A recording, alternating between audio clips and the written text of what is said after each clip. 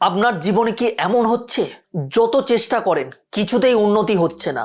টাকা আসে কিন্তু টাকা থাকে না, সম্পর্ক হয় কিন্তু ভেঙে যায়, বিয়ে আটকে যায়, সন্তান সুখ নেই, বারবার অসুখ, দুর্ঘটনা, মানসিক অশান্তি। আপনি কি ভাবছেন এটা কি কোনো কাকতালীয়? না, শাস্ত্র বলছে এটা কাকতালীয় না। হয়তো এমন এক দোষ আপনার বংশের সঙ্গে লেগে আছে যেটা আপনি করেননি, কিন্তু তার ফল আপনাকেই ভুগতে হচ্ছে। এই দোষের নাম পিতৃদোষ। আজকের এই ভিডিওটি শেষ না দেখা পর্যন্ত স্কিপ করবেন না, কারণ এই ভিডিওতে আপনি জানবেন পিতৃদোষ কি এবং কেন হয় এবং কি ভয়ঙ্কর লক্ষণ দেখা যায়। আর সবচেয়ে গুরুত্বপূর্ণ এটা, যদি আপনি এড়িয়ে চলেন তাহলে আপনার জীবনে ঠিক কি কি হতে পারে। নমস্কার, আমি পরমেশ্বর শাস্ত্রী। যদি আপনি আমার চ্যানেলে প্রথম হন তাহলে অবশ্যই চ্যানেলটিকে সাবস্ক্রাইব করে রাখবেন এবং পাশে থাকা বেল আইকনকে ক্লিক করে দেবেন। আজকের আমি আপনাদেরকে নিয়ে যাব এক রহস্যে মরা ভয়ঙ্কর সত্যর সামনে। শাস্ত্র অনুযায়ী পিতৃদোষ কোনো সাধারণ দোষ নয়, এটি হলো পূর্বপুরুষদের অতৃপ্ত আত্মার অসন্তোষ। যখন আমাদের পিতৃপুরুষরা যথাযথ শ্রাদ্ধ পান না, অসম্মান পান এবং কষ্ট নিয়ে পৃথিবী ছাড়েন বা তাদের সঙ্গে অন্যায় হয়, সেই কর্মের ছায়া এসে পড়ে বংশধরদের জীবনে। গরুর পুরাণে বলা হয়েছে, পিতৃ ঋণ শোধ না হলে মানুষ যতই পুণ্য করুক না কেন তার ফল কিন্তু পূর্ণ হয় না। এবার আমি আপনাদেরকে জানাবো কেন পিতৃদোষ হয়। প্রথমত, পিতামাতার অসম্মান করলে, পিতৃপুরুষের শ্রাদ্ধ না করা বা পূর্বপুরুষের সম্পত্তি নিয়ে অন্যায় করা এবং বংশে যদি কারোর অকাল মৃত্যু ঘটে, পিতামাতাকে কষ্ট দিয়ে মৃত্যু, গুরুজনের অভিশাপ, শ্মশানে বা মৃত্যুকালীন ক্রিয়ার সময় যদি কোনো ভুলভাল কাজ করা হয় তাহলেও কিন্তু পিতৃদোষের সৃষ্টি হয়। অনেক সময় আপনি নির্দোষ, কিন্তু দোষটি এসেছে আপনার বংশের অতীত থেকে।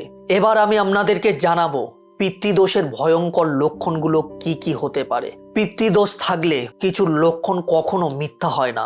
জীবনে যে জিনিসগুলো ঘটে, বারবার চাকরি হারানো, টাকায় এলেও সঞ্চয় করা যায় না, আবার বিয়ে ঠিক হয়ে বারংবার বিয়ে ভেঙে যাওয়া, সন্তান না হওয়া বা সন্তান কষ্টে থাকা, বাড়িতে অকারণে ঝগড়া, মানসিক অস্থিরতা, ঘুমের মধ্যে মৃত আত্মীয়দের স্বপ্নের মধ্যে দেখা বা তাদের ডাক শোনা।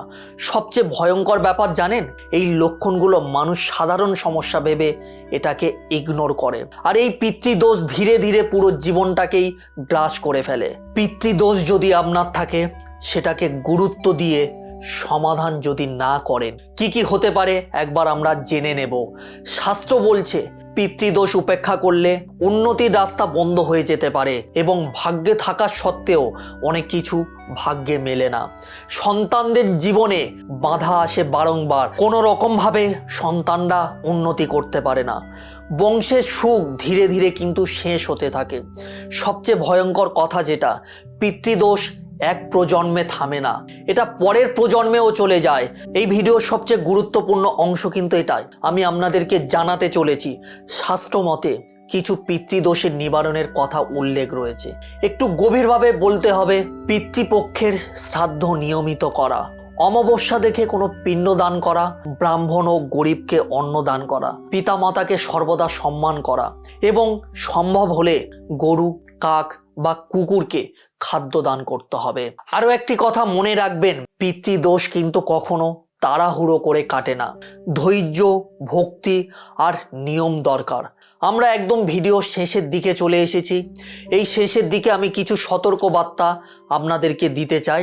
এই ভিডিওটি যদি আপনার জীবনের সঙ্গে মিলে যায় তাহলে একে আর অবহেলা করবেন না, কারণ পিতৃদোষ কোনো ভয়ঙ্কর গল্প নয়, এটা শাস্ত্রের সতর্কবার্তা। আজই আপনি আপনার নিজের জীবনের দিকে তাকান, লক্ষণগুলো মিলছে কিনা ভাবুন, আর যদি মিলছে তাহলে আজকের থেকেই সচেতন হতে শুরু করুন, কারণ পিতৃদোষ উপেক্ষা করলে ভাগ্য নয়, পুরো জীবন শেষ হয়ে যেতে পারে। যদি মনে হয় আমি আমার ভিডিওর মাধ্যমে যে তথ্যগুলো আপনাদের সঙ্গে শেয়ার করলাম সেগুলো সঠিক তথ্য রয়েছে, তাহলে অবশ্যই করে একটি লাইক করে দেবেন এবং কমেন্টে লিখবেন ওম নমঃ শিবায়।